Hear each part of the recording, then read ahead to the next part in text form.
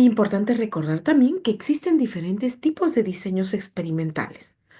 Nosotros vamos a hablar específicamente de tres de ellos. Por ejemplo, los diseños aleatorios, que son este tipo de diseños de experimentos donde se elige el diseño del experimento sin ninguna razón específica, es básicamente al azar, ¿no? Por ejemplo, tengo 10 macetas con plantas y quiero probar dos tipos de fertilizantes. Entonces, utilizo, en este caso, fertilizantes y al azar asigno qué macetas usarán este tipo de fertilizantes.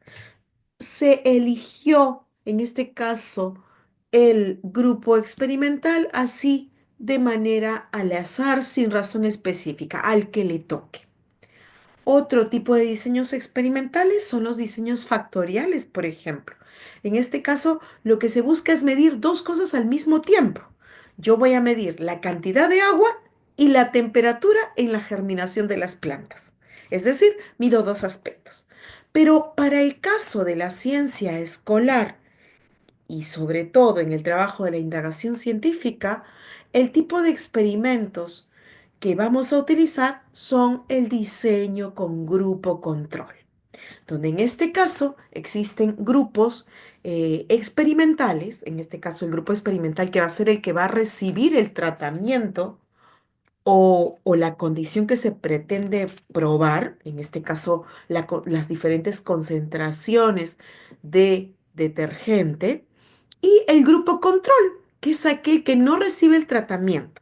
Es decir, aquel grupo donde van a estar, por ejemplo, las semillas que van a ser regadas con agua limpia, sin ningún tipo de detergente.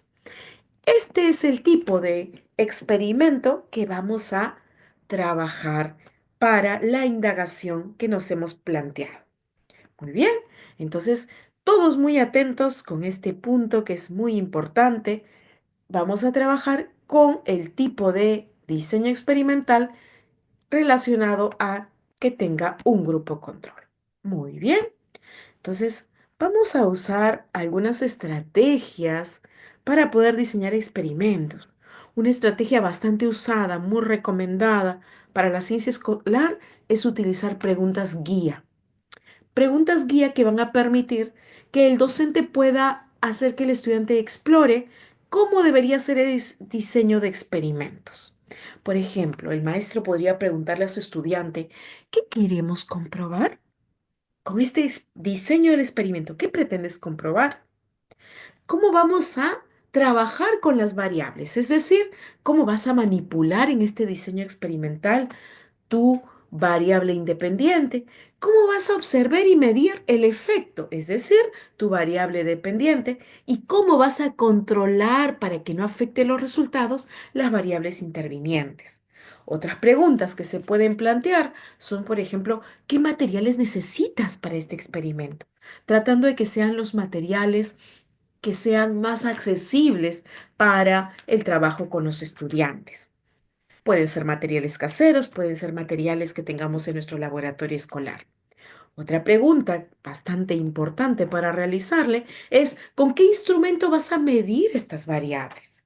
¿Cuántas repeticiones realizarás para así asegurar la confiabilidad de este procedimiento? Es sumamente importante que les preguntes qué medidas de seguridad van a considerar, recordando que este es un aspecto clave para todo diseño de experimentos. Que el estudiante sepa que es importante para realizarlo el uso, por ejemplo, de mandil, que esté, por ejemplo, usando guantes, que utilice lentes de protección de ser el caso. Entonces, sí es importante que podamos trabajar con ellos esto, qué medidas de seguridad deben considerar y cuánto tiempo van a tomarse para la realización de ese experimento, que le va a permitir al estudiante tener una mirada completa para poder construir diseños experimentales sumamente efectivos y que permitan justamente ser confiables y medir la validez de la hipótesis planteada. Muy bien, entonces En vista de la situación significativa que se planteó, un aspecto importante es poder trabajar el diseño de experimentos utilizando estas rutas, estas guías que tú les puedas dar. Quizá en un inicio tú podrías plantearles el diseño del experimento, pero conforme el estudiante se vaya apoderando de esta habilidad tan importante, pues ellos ya podrían diseñar sus experimentos utilizando la estrategia de preguntas guías o andamiajes como estos, ¿no? Por ejemplo, vamos a analizar este diseño experimental, donde están los materiales, herramientas e instrumentos y los procedimientos que son el paso a paso que se van a realizar, ¿no? Por ejemplo, es muy importante acá que en los materiales, herramientas e instrumentos se estén claramente identificados lo que van a utilizar, ¿no? En este caso, semillas de frijol, ¿cuántas? Hace referencia a 100. ¿Cuántas bandejas para colocar esas distintas semillas? 5 bandejas. 10 litros de agua potable. Si te das cuenta, están especificando detalladamente el tipo y las cantidades que se van a utilizar, ¿no? Por ejemplo, es muy resaltante tener en cuenta un detalle muy preciso de los materiales que se van a utilizar. En este caso, por ejemplo, el agua potable, ¿no? Detergente líquido, 1 litro, regla de plástico de 30 centímetros, el cuaderno de notas para sus registros y 5 kilos de tierra de jardín.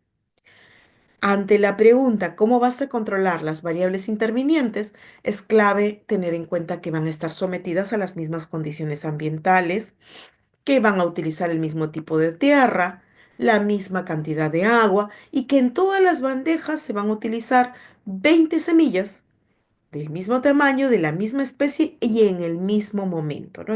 Al mismo nivel de tiempo. Otro aspecto importante, cómo se va a manipular esas variables, es la variable independiente en este caso.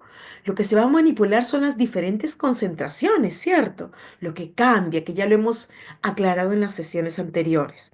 En este caso, las siguientes concentraciones de detergente, donde como vamos a usar un grupo control, una de ellas no va a tener ninguna concentración de detergente, va a ser regada esa bandeja solo con agua limpia. Otra va a recibir al 0,1% de concentración de detergente, otra al 0,2%, otra al 0,5% y otra al 1% de detergente. Entonces, esto es lo que se va a variar, esto es lo que se va a manipular, las distintas concentraciones de detergente. ¿Cómo vas a medir la variable dependiente? Pues vamos a utilizar en este caso como instrumento de medición para ver el crecimiento de las plantas una regla que nos va a servir para poder medir este crecimiento de manera efectiva. Y bueno, obviamente vamos a recoger esa información en una tablita de datos. ¿Qué número de repeticiones propones? ¿No? Es muy importante también que mientras más repeticiones, más confiables los datos. En este caso vamos a utilizar 5 bandejas de semillas. Las medidas de seguridad, que van a ser el uso de guantes y el uso de mandil. Estos aspectos son clave para el desarrollo de diseños experimentales. Así quedaría un diseño experimental donde está el detalle de los materiales que se van a utilizar y los procedimientos y el paso a paso que vamos a realizar en estos diseños experimentales. En esta segunda sesión hemos aprendido a proponer actividades que permiten construir procedimientos, a seleccionar materiales, instrumentos y herramientas para comprobar o refutar nuestras hipótesis.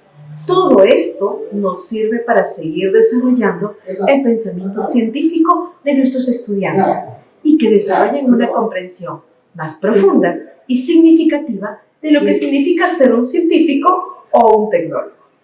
Nos vemos en la próxima sesión.